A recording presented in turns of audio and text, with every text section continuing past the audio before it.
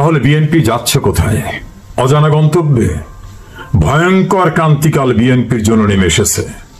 এই ক্রান্তিকালে বিএনপির রাজনৈতিক অস্তিত্ব আবার অনিশ্চয়তার দিকে চলে গেল। তাহলে বিএনপি একেবারে ক্ষমতার কাছাকাছি গেছে, শুধু চেয়ারে বসতে বাকি। কারণ 5 আগস্টের পরে পল্টনে বিএনপি সবাই বলা হয়েছিল খুব শিগগিরই বাংলাদেশে চলে আসবেন। অনেক নেতা তো বক্তব্যের সময় বলছিলেন যে আজকে ভার্চুয়ালি যুক্ত হচ্ছেন আমাদের ভাবি প্রধানমন্ত্রী তারেক রহমান। প্রধানমন্ত্রী হয়ে গেছেন, শুধু দিয়ে বসতে বাকি। এখন তো কোনো মামলা নাই, কোনো কিছুই নেই, তারপর তিনি ফিরছেন না। সম্ভাব্য প্রধানমন্ত্রীর দল এমন হারছেন এবং এমন সংকটে পড়েছেন, জিয়াউর রহমানের মৃত্যুর পরে এ জাতীয় ক্রান্তিকালে তারা পড়েছিল কিনা সেটা নিয়েও তাদের দলীয় নেতৃবৃন্দ বিভিন্ন রকম মত বিনিময় করছেন। আর একজন আর তো বলতেন যে আমরা জুলাই যোদ্ধা, এই দেশের সমস্ত মানুষ আমাদের উপর আস্থায় রেখেছে। ওই যে বৈষম্য বিরোধী ছাত্র আন্দোলন, তাদের ছাত্র সংগঠনের নাম বাকশাস, বাংলাদেশ গণতান্ত্রিক ছাত্র সংসদ। ভোটে নাকি তাদের কাছে কেউ টিকবেই না। তারাও লুটপাট করে, মব সন্ত্রাস করে, মানুষকে অপমান করে, বাচালের মতো কথা বলে, বেয়াদবের মতো আচরণ করে এমন জায়গায় পৌঁছেছেন যে নির্বাচনী ফলাফলে নিচের দিক থেকে তার ফার্স্ট হয়েছে, নিচের দিক থেকে, অর্থাৎ একেবারে বটমে। দেশের বাইরে যেখানে যাচ্ছে, আমেরিকা, জাপান, ইংল্যান্ড যেখানে যাচ্ছে, সেখানে প্রচন্ড ক্ষুব্ধ মানুষের দ্বারা হেনস্থা হচ্ছেন, লাঞ্ছিত হচ্ছেন। এমনকি ইংল্যান্ডে আসার পরে তাদের নেতাকে ইউনুসকে দেখাই করেন না ইংল্যান্ডের প্রাইম মিনিস্টার। আর নাস্তে নাবুদ হচ্ছেন যেখানে যান। তাদের নেতারা ডগ স্কোয়াড, সোয়াত squad, RAB, police, BGB, army ছাড়া আর কোথাও বের হতে পারছেন না। জনপ্রিয়তা এমন বাড়ছে, এই যে চড় পাকা বেয়াদব শ্রেণী, এদেরকে মানুষ মনে করতেছে চরম অসভ্য, বেয়াদব, শিষ্টাচারহীন। অবশ্য তারা একটা কাজ ঠিকই করছেন, এই এত পরিশ্রম করছেন, কিছু কামাবেন না। শত শত কোটি টাকা বিভিন্ন গ্রুপ অফ কোম্পানিজের কাছ থেকে নিচ্ছেন, বিভিন্ন বড় ব্যবসায়ীদের কাছ থেকে নিচ্ছেন, আওয়ামী লীগের লোকদের কাছ থেকে নিচ্ছেন। আমার এলাকায় তো ইউনিয়ন পরিষদ না, উপজেলা না, একেবারে গ্রাম পর্যায়ে চাঁদাবাজি চলতেছে, দেদারসে। পুলিশ কাউকে ধরতে গেলে বলা হয় না, ধরবেন না। ওরা 16 বছর এই অবস্থায় ছিল, 16 বছর যারা খেয়েছে তাদের যে সব বিষয় সম্পত্তি আছে তাদের ভাগ আছে। এমনকি একটা মিষ্টির দোকানদারকে 21 লক্ষ টাকা চাঁদা দিতে হয়েছে 3 কিস্তিতে। উপজেলা পর্যায়ে স্কুলের হেডমাস্টার হিন্দু, মুক্তিযোদ্ধা ভাতা তুলতে আসছে, অর্ধেকটা রেখে দেওয়া হয়। এই ভয়ঙ্কর পরিস্থিতি সারা বাংলাদেশ, শুধু আমার এলাকায় তা না। এই ভয়াবহ পরিস্থিতি যারা পৃষ্ঠপোষকতা দিয়েছেন তাদের সবাইকে তারেক রহমান খোঁজেন না, খুঁজে সম্ভবও না। ইমেজ সংকট এমন জায়গায় নিয়ে গেছেন, এখন উভয় সংকটে বিএনপি। নির্বাচনে গেলে হেরে যাওয়ার সম্ভাবনা, না গেলে লোকজনে বলবে শেখ হাসিনার দোষ বলছিলা, এখন ইউনূসের বিরুদ্ধে কি বলবে। এই ভয়াবহ পরিস্থিতির ভিতরে বিএনপি ইতিহাসের সংকটময় পরিস্থিতির ভিতরে পড়েছে। কোন সিদ্ধান্তে উপনীত হতে পারেননি তারেক জিয়া। আর সিনিয়র নেতৃবৃন্দ যারা মনে করছেন যে আর একটা নির্বাচনী সময় পর্যন্ত তাদের শারীরিক সক্ষমতা থাকবে কিনা, তারা বলছেন অপরিপক্কদের নেতৃত্বে রাজনীতি এমন জায়গায় চলে গেল, নিশ্চিত বিজয়, নিশ্চিত ক্ষমতায় যাওয়ার পরিস্থিতির থেকে এখন যোজন যোজন দূরে। একজন গণমাধ্যম ব্যক্তিত্ব পরিষ্কারভাবে বললেন, এমন হতে পারে বিএনপিকে ক্ষমতায় তো দূরের কথা, বিরোধী দলেও পাওয়া যাবে কিনা সেটা মাইক্রোস্কোপ দিয়ে খুঁজে দেখতে হবে। কারণ গ্রামগঞ্জে পুলিশের শেল্টার না পেলে গণপিটুনির শিকার তারাও হতে পারে যে সকল কর্মকাণ্ড করেছে। 2 শ্রেণীর লুটপাটে এখন অতিষ্ঠ ব্যবসায়ীরা, সজ্জনরা, সুধীজনরা, ভিন্ন মতাবলম্বী রাজনৈতিক নেতাকর্মীরা। এই ক্রান্তিকালে বিএনপি কোথায় যাবেন? জামাত তাদের আর পাত্তা দিচ্ছে না। বিএনপি বলে জামাতকে আমরা বাঁচিয়ে রাখছি, আর জামাত বলে সেই 91 সাল থেকে তোমাদের সাপোর্ট দিয়ে ক্ষমতা এনেছি। সমানে সমান কেউ কাউকে ছাড়ছে না। জামাত স্বপ্ন দেখছে ইসলামী দলবল নিয়ে সে ক্ষমতায় যাবে ডাকসু এবং জাকসুর মতো। বিএনপি তো ক্ষমতায় চলে গেছিল। তবে বাংলাদেশের দুইজন গণমাধ্যম ব্যক্তিত্বের আলোচনায় দেখলাম যে ক্ষমতার থেকে নামাবার জন্য আন্দোলন করে অভ্যুত্থান হয়, আর বাংলাদেশে একটা অভ্যুত্থান হয়ে গেল ক্ষমতায় যাতে যেতে না পারে সেজন্য আন্দোলন, এবং সেই অভ্যুত্থানে ইতিমধ্যে অনেকটা সফলতাও দেখা দিয়েছে। এই ক্রান্তিকালে তারেক রহমান কেন দেশে ফিরলেন না সেটা নিয়েও সিনিয়র নেতাদের বক্তব্য। কেউ কেউ বলছেন 5 আগস্টের পরে তারেক রহমান দেশে ফিরলে ওই যে 1981 সালে শেখ হাসিনা ফেরার পর যেটা জোয়ার আসছিল ওই রকম জোয়ার আসতো। এই জোয়ারে এনসিপি জামাত কেউ টিকতে পারতো না। তখন তারেক জিয়া আমাদের কথা শোনেন নাই, তিনি শুনছেন তার এই যে তরুণ বন্ধুদের কথা। আর এখন তারেক জিয়ার অনুপস্থিতির সুযোগে ডালপালা গজিয়ে শাখা প্রশাখা হয়ে বিএনপির চেয়ে বড় কাউন্টার পার্ট হয়ে যাচ্ছে বাংলাদেশে আওয়ামী লীগের বিরুদ্ধে। সেখানে বিএনপি গৌণ হয়ে যাচ্ছে। মফস্বলের একাধিক নেতার সঙ্গে কথা বলছি, তারা বলছেন নৌকার ব্যাপারী হয়ে আমার বিশাল জাহাজের খোঁজ খবর রাখা যৌক্তিক না। তাহলে বিএনপি যাচ্ছে কোথায়? অজানা গন্তব্যে। ভয়ঙ্কর ক্রান্তিকাল বিএনপির জন্য নেমে এসেছে। এই ক্রান্তিকালে বিএনপির রাজনৈতিক অস্তিত্ব আবার অনিশ্চয়তার দিকে চলে গেল। অন্যদিকে বিশাল বিশাল মিছিল হচ্ছে রাস্তায় আওয়ামী লীগের। রাস্তাঘাটে সবাই মিলে বলছে আওয়ামী লীগ ভালো ছিল, আওয়ামী লীগ ভালো ছিল। রিক্সাওয়ালা থেকে শুরু করে শ্রমিক, মজুর, ব্যবসায়ী, এমনকি যারা আওয়ামী লীগকে পছন্দ করতো না এমন রাজনৈতিক দল, মাহমুদুর রহমান মান্না বলছেন আমার এলাকায় আমার উপজেলা সভাপতিকে মারধর করেছে, সর্বোচ্চ লেভেলে জানাইছি, থানায় মামলা করতে গেলে থানা বলছে মামলা নেওয়া যাবে না, উপরের নির্দেশ। এই মাহমুদুর রহমান মান্না সহ অনেকেই এই দুরবস্থায় আছেন।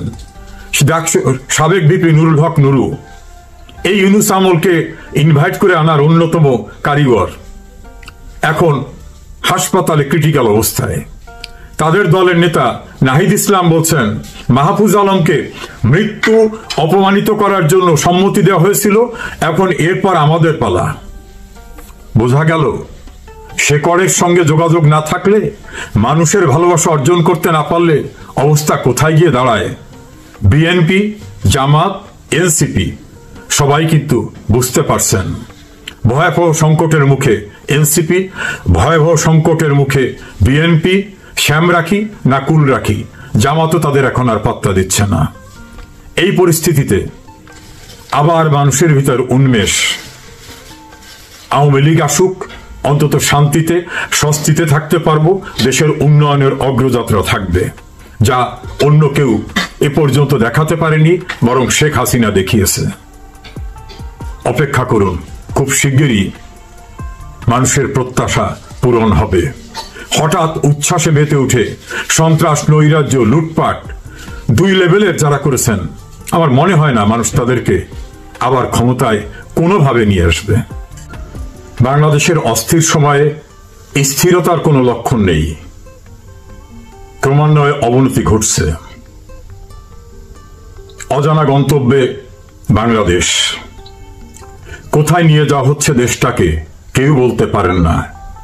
যার যার মতো প্রেডিক্ট করে কথা বলেন, আজ যেটা বলছেন পরের দিন বলেন যে না, যা ভাবছিলাম তা তো হচ্ছে না। এমনি একটু এলোমেলো অবস্থায় আপনাদের সঙ্গে বিভিন্ন বিষয় নিয়ে মত বিনিময় করি।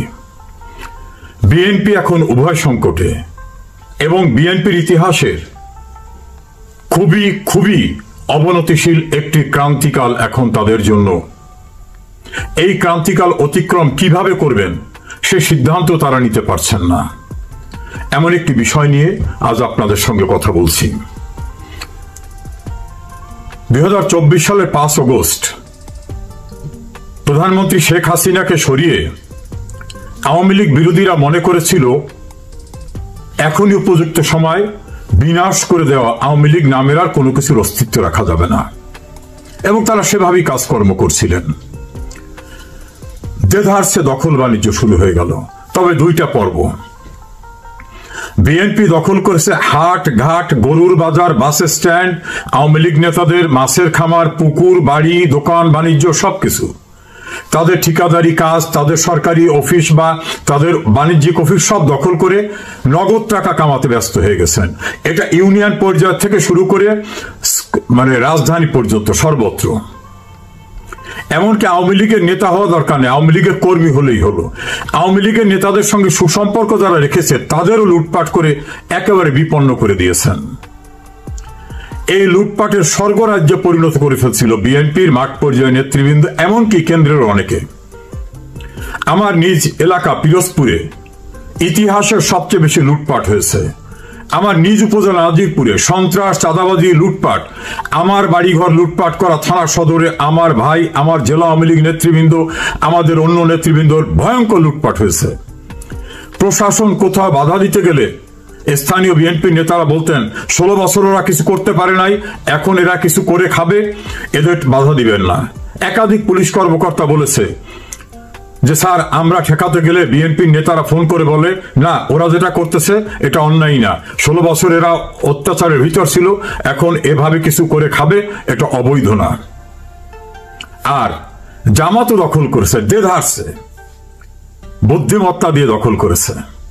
জামাত করেছে বড় বড় ব্যাংকগুলি দখল করে নিয়েছে, বিমা দখল করে নিয়েছে, বড় বড় কোম্পানি যেখানে জামাতের কোন সংস্রব ছিল দখল করে নিয়েছে। সচিবালয়ের সচিব, জেলা পর্যায়ে ডিসি, এসপি, বিভাগীয় পর্যায়ে ডিভিশনাল কমিশনার, রেঞ্জ ডিআইজি, পুলিশের ঊর্ধ্বতন কর্মকর্তা, সাংবিধানিক পদের বিভিন্ন প্রধান ব্যক্তি,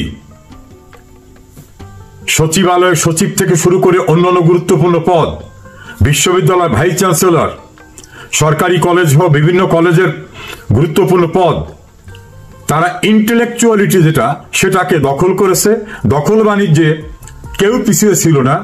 এক গ্রুপ করেছে পরিকল্পিতভাবে, আর এক গ্রুপ নগদ খাই এভাবে কাছিয়েছে।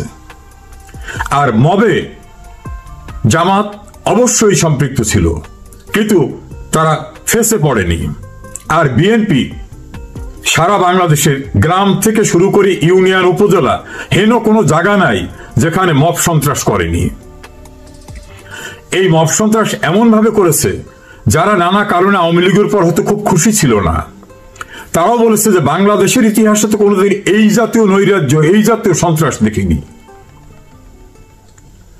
আওয়ামী লীগের উপর কোনো না কোনো কারণে অখুশি ব্যক্তিরাও এই সন্ত্রাস, এই নৈরাজ্য, এই লুটপাটের দৃশ্য দেখা এবং ভোগান্তির শিকার হয়ে তারা বলেছে এর চেয়ে আওয়ামী লীগ হাজার গুণে ভালো ছিল। বিশ্ববিদ্যালয়ের ভিসির গলায় জুতোর মালা, বীর মুক্তিযোদ্ধার গলায় জুতোর মালা, গ্রামে কলেজের প্রিন্সিপাল, স্কুলের প্রধান শিক্ষক হেনস্থা হয়নি এমন কোনো জায়গা নাই। এই কাজ করার ভিতর থেকে বিএনপি ভয়াবহ ইমেজ সংকটের মধ্যে পড়েছে। অন্যদিকে জামাত জাকসু এবং ডাকসু নির্বাচনে যেভাবেই হোক বিজয় ছিনিয়ে নিতে পেরেছে। এই ঘটনায় দুইটি বিশ্ববিদ্যালয়ের 53টি পদের ভিতরে একটি পদেও বিএনপি নির্বাচিত হতে পারেনি। 53টি পদের একটি পদেও বিএনপি নির্বাচিত হতে পারেনি। অথচ বিএনপি দাবি করত আওয়ামী লীগ ক্ষমতার বাইরে যাওয়ার পর তারাই একমাত্র দল, আর কোনো দলই নাই। এত বড় দল ছোট্ট জামাতের সঙ্গে দুইটা বিশ্ববিদ্যালয়ের ছাত্র সংসদের প্রতিযোগিতায় এমন ভয়াবহ ভরাডুবি বিস্ময়ের সৃষ্টি করেছে। তার চেয়ে বিস্ময় সৃষ্টি করেছে ফলাফল ঘোষিত হওয়ার পরে এক একজন এক এক জাতীয় প্রতিক্রিয়া দিয়ে। আসাদুজ্জামান রিপন একসময় ছাত্র দলের সভাপতি ছিলেন, তিনি তো বলছেন ছাত্রলীগের ভোটেই শিবির নির্বাচিত হয়েছে। তা ছাত্রলীগের বলে একেবারে কোথাও খুঁজে পাওয়া যাবে না এই অবস্থা, তারা কিভাবে এইরকম ফলাফল শিবিরকে দিয়ে করালো? যে শিবির, তাদের উত্তরসূরি যারা জামাত, তারা যুদ্ধাপরাধে যারা জড়িত ছিল, আওয়ামী লীগ তাদের বিচার করেছে, ফাঁসির রায় কার্যকর করেছে, তাদের নতুন ছাত্র সংগঠনকে ছাত্রলীগ ভোট দিয়েছে। এটা হলো আসাদুজ্জামান রিপন সহ কিছু লোকের বক্তব্য। ইমরান সানি প্লিজ অন্যান্যরাও তাই বলছেন। আবার বিএনপির সবচেয়ে কার্যকরভাবে অ্যাক্টিভ নেতারা মির্জা আব্বাস, সালাউদ্দিন আহমেদ, তারা এই নির্বাচনকে স্বাগত জানিয়েছেন। আবার কেউ কেউ বলেছেন আমাদের কিছু শিক্ষা দরকার ছিল, তার মানে এখানে শিক্ষার অভাবের কারণে তারা হেরেছেন, এটা বুঝাতে চেয়েছেন।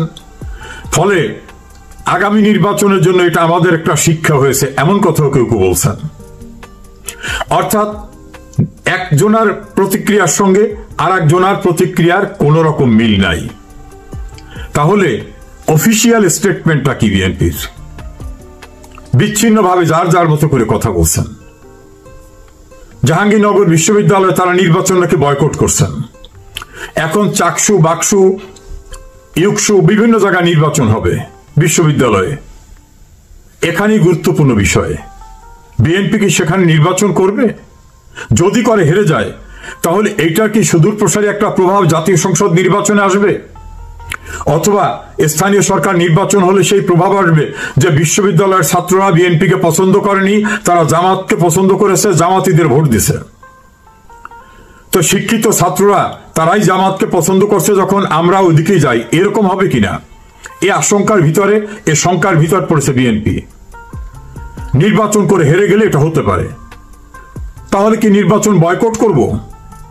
বয়কট করলে তো বিশ্ববিদ্যালয়টা করলাম, স্থানীয় সরকার নির্বাচন হবে, সবটাই করলাম। তাহলে লোকজনে যদি বলে এরা বয়কটের পার্টি, এরা কারুর উপর আস্থা নাই, এখন তো আওয়ামী লীগ নাই, ইউনূস সরকার তো নিরপেক্ষ, সেখানেও নির্বাচন করতে এরা ভয় পায়, তার অধীনে নির্বাচন করলে হেরে যায়, আসলে এদের কোনো গ্রহণযোগ্যতা নাই। এই জোয়ারটা যদি ওঠে এবং এটা যদি জামাত ভালোভাবে ক্যাশ করতে পারে, তখন বিএনপির অবস্থা কি হবে?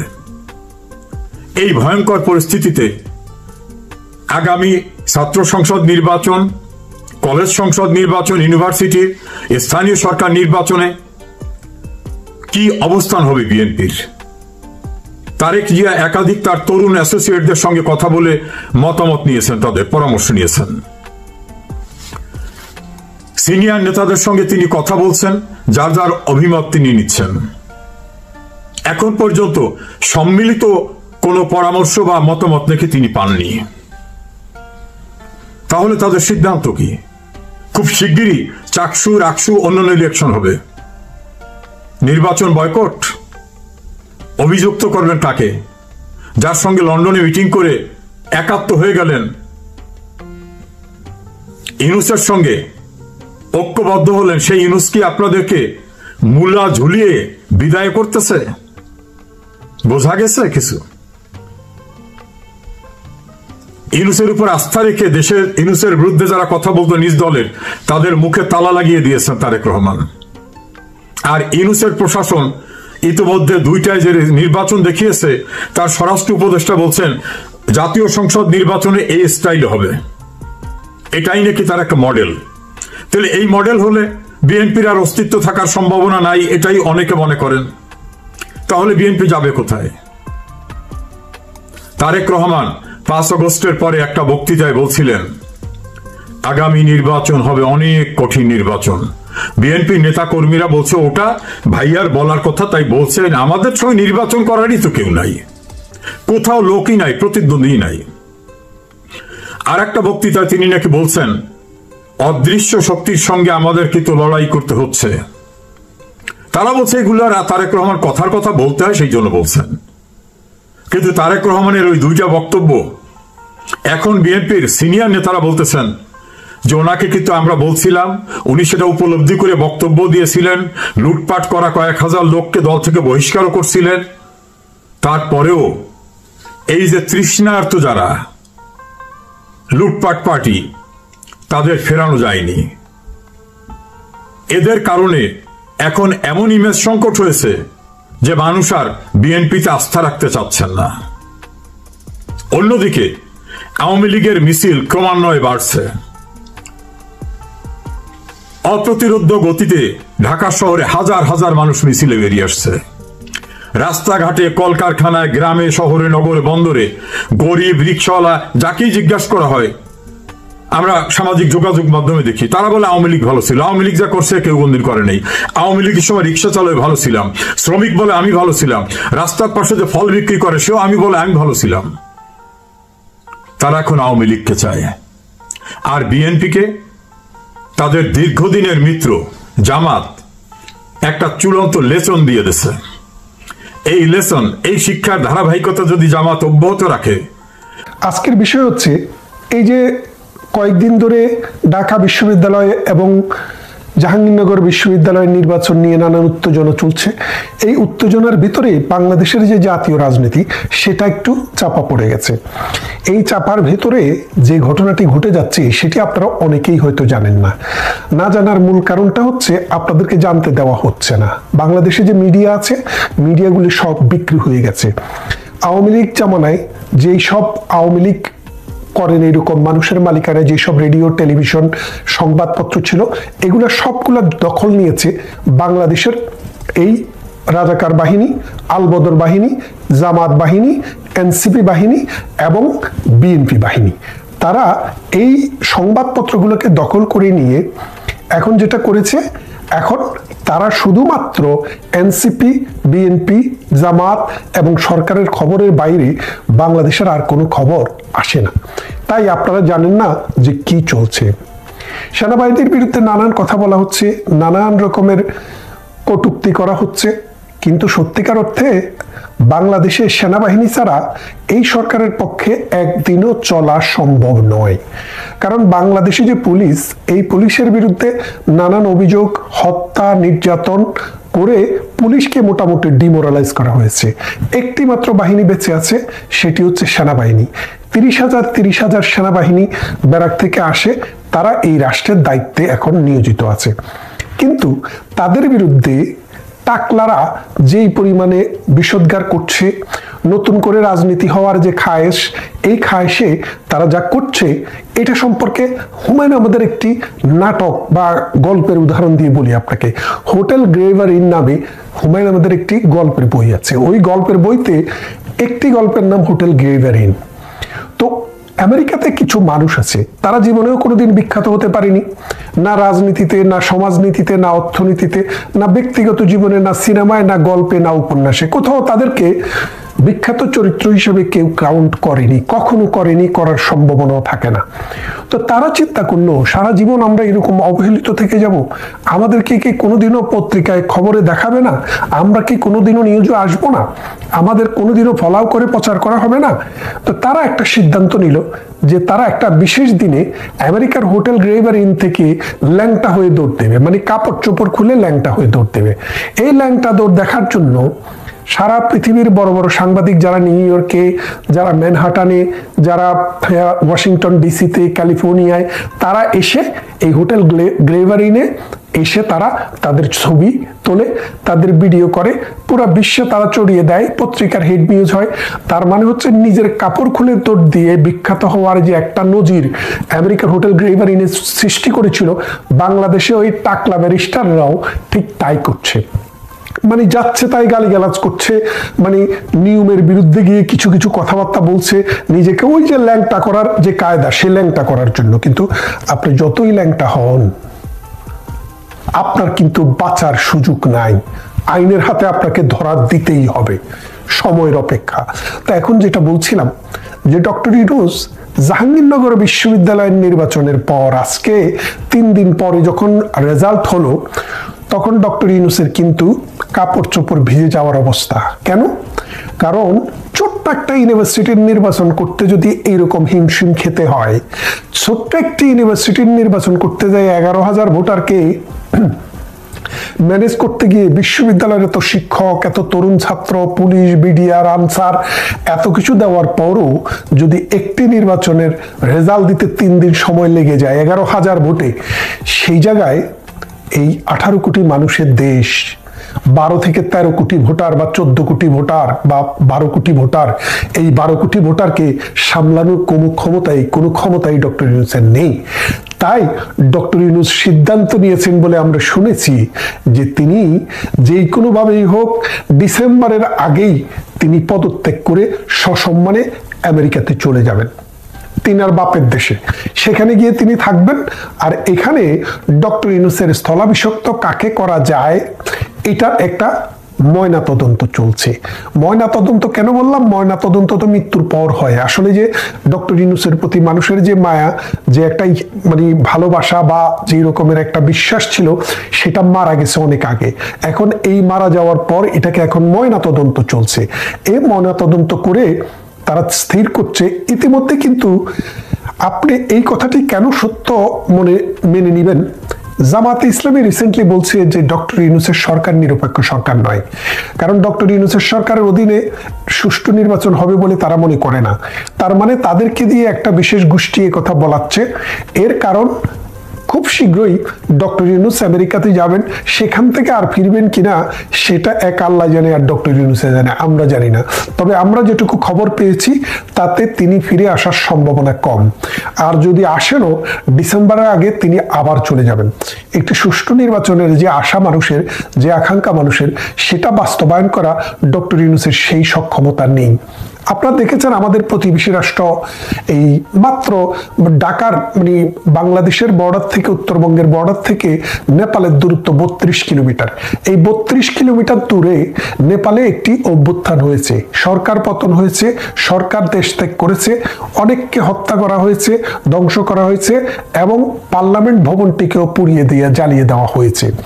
সেখানে দেখেন তারা দেশের যে প্রধান বিচারপতির কাছে ক্ষমতা দিয়ে তারা চলে গেছে। তারা বিচারের ক্ষমতার ভাগ চায় না, তারা কোনো বিভিন্ন প্রজেক্টের কাজ চায় না, তারা সচিবালয়ে দুর্নীতি চাঁদাবাজি করতে যায় না, তারা 32 নম্বরের মতো কোনো বাড়ি ভাঙার জন্য কোনো চিন্তা ভাবনায় নেই। তারা যে চিন্তা ভাবনায় আছে, তারা মাথা নত করে প্রধান বিচারপতির কাছে ক্ষমতা দিয়ে যে আপনি একটি সুষ্ঠু নির্বাচন করে আপনিও চলে যান, আমরাও আমাদের বিদ্যালয়ে ফিরে যাচ্ছি। কিন্তু আমাদের এই সাগুরা, আমাদের এই অসভ্য জ্যানজি, তারা কিন্তু স্কুলে ফিরে যায়নি, বিশ্ববিদ্যালয়ে ফিরে যায়নি, কলেজে ফিরে যায়নি। তারা 1 বছর থেকে টোকাইয়ের মতো ঢাকা, চিটাগং, রাজশাহী, খুলনা, বরিশাল, যশোর সব জায়গায় কোনায় কোনায় যেখানে সেখানে সাদাবাজি, সন্ত্রাস, ধর্ষণ, খুন, রাহাজানি এটাতে মিশে গিয়েছিল। এর ফলে যেটা হয়েছে যে জাতীয় যে চরিত্র, ছাত্রদের যে চরিত্র ছিল, সেটা ধ্বংস হয়ে গেছে, একটা প্রজন্ম ধ্বংস হয়ে গেছে। আপনার একটা সরকার যদি ধ্বংস হয়, একটা সরকার যদি খারাপ হয়, এই সরকারকে বিতাড়ন করে নতুন সরকার আনা যায়, কিন্তু পরবর্তী যে প্রজন্ম, এই প্রজন্ম যদি ধ্বংস হয়ে যায়, তাহলে সে দেশের আর কোনো আশা ভরসা থাকে না। বাংলাদেশের ভবিষ্যৎ প্রজন্ম ধ্বংস হয়ে গেছে অন্তত আগামী 10 বছরের জন্য। এই যে প্রজন্মটি ধ্বংস হয়েছে, এই ধ্বংসপ্রাপ্ত প্রজন্মকে নেতৃত্ব দিবে মৌলবাদী শক্তি, জঙ্গিবাদী শক্তি, 71-এর পরাজিত শক্তি এবং জামাতে ইসলামী, নেজামে ইসলামী, সরমনাই, এই রকম ধরনের মৌলবাদী শক্তিরা। এই মৌলবাদী শক্তিরা বাংলাদেশের মানুষের মুখকে ফিরিয়ে দিবে মধ্যযুগীয় বর্বরতার দিকে, নারীদেরকে ঠেলে দিবে শ্রমবাজারের বাইরে। মানুষের শ্রম, মানুষের জীবন, মানুষের অর্থনীতি, রাজনীতি সবকিছু কলুষিত হবে।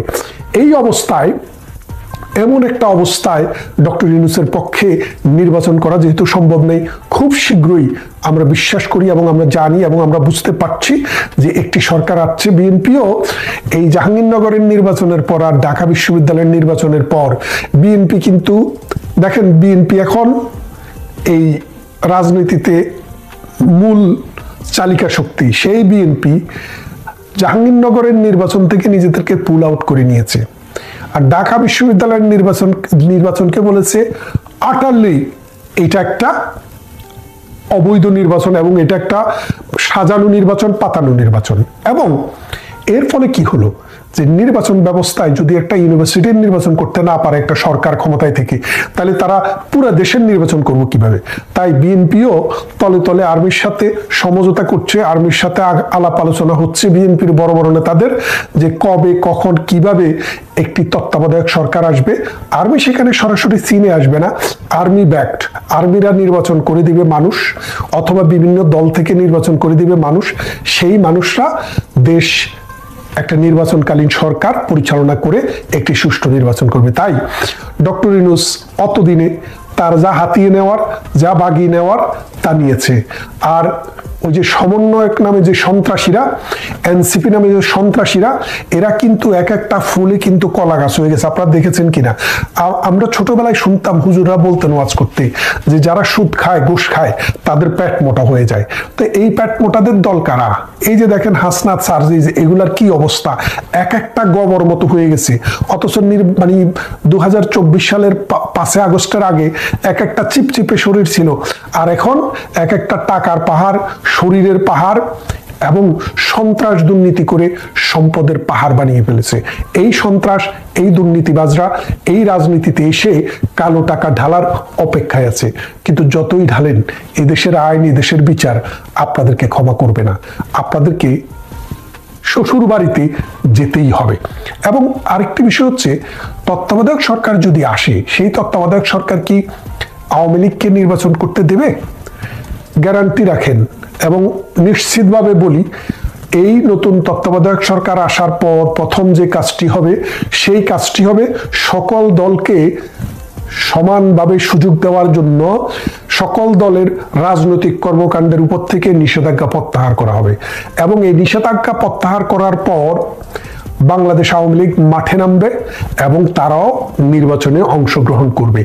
নির্বাচনে অংশগ্রহণ করবে কি করবে না সেটা পরের কথা, কিন্তু আমাদের সাবেক যে প্রধানমন্ত্রী শেখ হাসিনা, তিনি অলরেডি বলে দিয়েছেন যে, আমরা বিশ্বাস করি তিনি, যদিও আমরা সাবেক বলছি কারণ উনি এখন দায়িত্বে নেই, কিন্তু কনস্টিটিউশনালি এখনো তিনি প্রধানমন্ত্রী। কারণ বাংলাদেশে যদি বৈধভাবে কোনো প্রধানমন্ত্রী নির্বাচিত হওয়ার আগ পর্যন্ত যিনি ইতিপূর্বে প্রধানমন্ত্রী ছিলেন, তিনি প্রধানমন্ত্রী। তিনি বলেছেন যে আমরা ইউনূসের অধীনে নির্বাচন করব না। তাই ইউনূসকে অনেক দিক থেকে প্রেসার দেওয়া হয়েছে যে যেহেতু আপনার প্রতি আস্থা নেই এবং আস্থা রাখার মতো কোনো কিছু আপনি করেননি, কারণ আপনি 71কে বিতর্কিত করেছেন, রিসেট বাটন সেট করতে চেয়েছেন, আপনার বাস্টার্ড চাইল্ডকে দিয়ে নতুন রাজনৈতিক দল করে আপনি বাংলাদেশকে একটা জাহান্নাম বানানোর চেষ্টা করেছেন। সুতরাং আপনার যোগ শেষ, আপনি এখন ফোটেন। নতুন নির্বাচন হবে, নতুন নির্বাচন কমিশনও আসতে পারে, নতুন একটি সরকারও আসবে।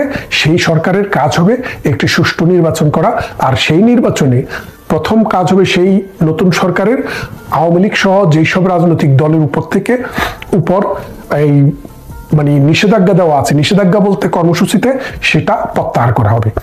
আর সেই প্রত্যাহারের পর থেকেই আওয়ামী লীগ কর্মীরা মাঠে নামবে। আপনিও প্রস্তুত থাকেন, আমরাও প্রস্তুত। দেখা হবে বেশ জোরে সোরেই, আমরা আবার মাঠে ময়দানে জয় বাংলা, জয় বঙ্গবন্ধু স্লোগানে মুখরিত করব বাংলার আকাশ বাতাস, এবং মুক্তিযুদ্ধের চেতনায় আবার মুখরিত হবে বাংলাদেশের মাঠঘাট, এবং বাংলাদেশ তার কাঙ্ক্ষিত যে লক্ষ্য, একটি সুন্দর, সুশৃঙ্খল, অসাম্প্রদায়িক, গণতান্ত্রিক এবং উন্নত বাংলাদেশ, সেটির দিকে আমরা আগাতে থাকবো।